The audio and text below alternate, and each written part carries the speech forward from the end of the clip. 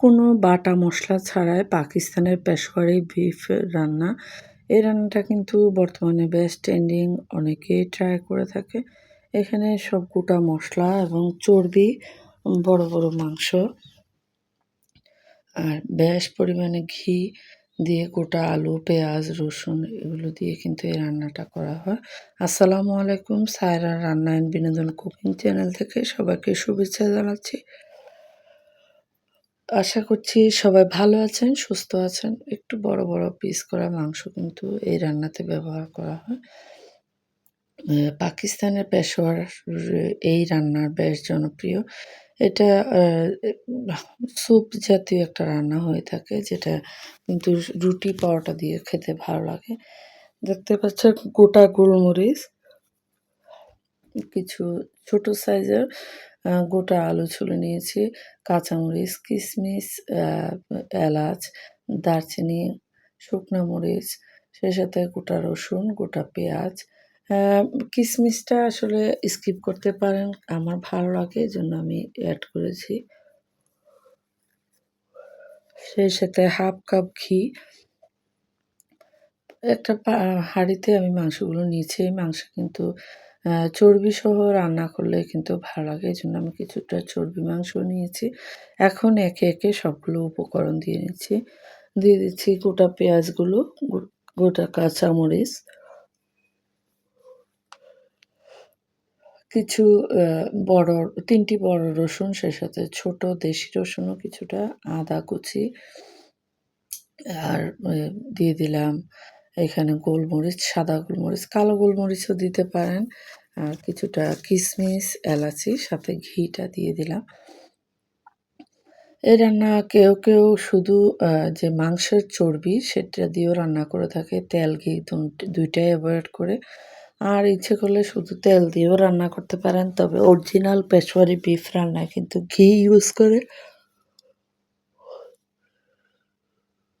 এখন ভালো করে নেড়েচেড়ে সবদিকে কিছুক্ষণ ভেজে নিব এবং দিয়ে দিব লবণ। এখানে লবণ দিয়েছি আমি ৩ চা চামচ। উম বেশ খানিকক্ষণ ঢাকনা দিয়ে দিয়ে একটু পরপর নেড়েচেড়ে এটাকে কষিয়ে নিতে হবে। রান্না আসলে কষানোর উপরেই নির্ভর করে। মাংসর আসলে অনেক ধরনের রেসিপি রয়েছে। অনেক ধরনের টুইস্ট করে কিন্তু মাংস খাওয়া যায়। এই রান্নাটাও কিন্তু আ পরোটা, রুটি কিংবা ভাতের সাথে খেতে খুব ভালো লাগে। ঘিয়ের একটি কড়া উম স্মেল থাকে। এই ঘিয়ের স্মেলটাও কিন্তু খুবই সুস্বাদু হয়। এখন আমি এখানে গরম পানি এড করে দিলাম, ফুটন্ত পানি। এই রান্নাটা একেবারে মিডিয়াম আঁচে মোটামুটি ২ ঘন্টা রান্না করলেই কিন্তু রান্নাটার প্রকৃত স্বাদ পাওয়া যায়। একটু পরপর ঢাকনাটা তুলে নেড়ে দেব। মোটামুটি ১ ঘন্টা রান্না করার পরে পানিটা টেনে আসলে পুনরায় পানি এড করে দিব।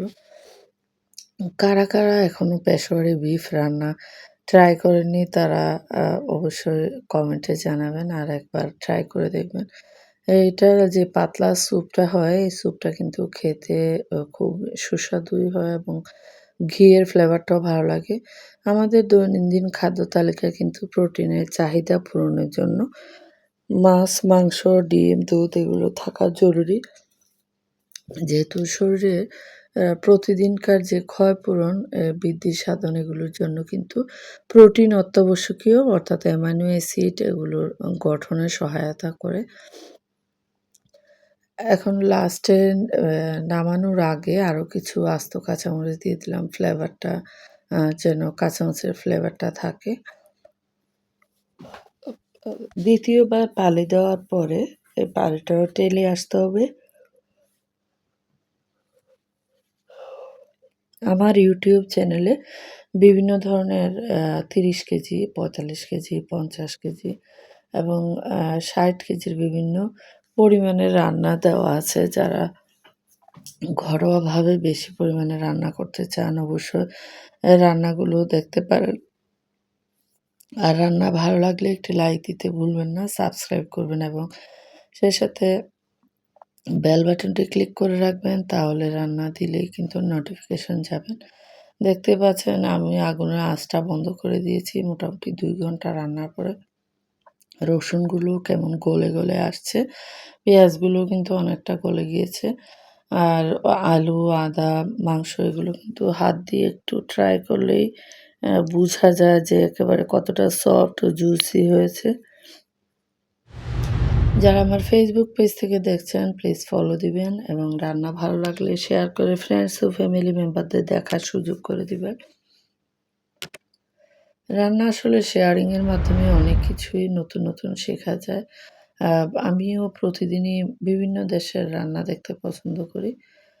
কিছুটা একটা সার্ভিং ডিশে আমি বেড়ে নিয়েছি। দেখতে পাচ্ছেন ঝোলটা কিন্তু পাতলা ঝোল, যেটা স্যুপ হিসেবে খেতে বেশ সুস্বাদু এবং মাংসও কিন্তু অনেকটাই সফট। আ একটা কাঁটা চামচ দিয়ে আমি দেখাচ্ছি, দেখছেন কেমন খুলে আসছে। সেই সাথে আলুগুলোও কিন্তু ধরলেই একেবারেই গলে যাচ্ছে। যারা এখনো ট্রাই করেননি অবশ্যই ট্রাই করবেন এবং কমেন্ট বক্সে জানাবেন কেমন লেগেছে। ধন্যবাদ সকলকে পুরো ভিডিওটি দেখার জন্য।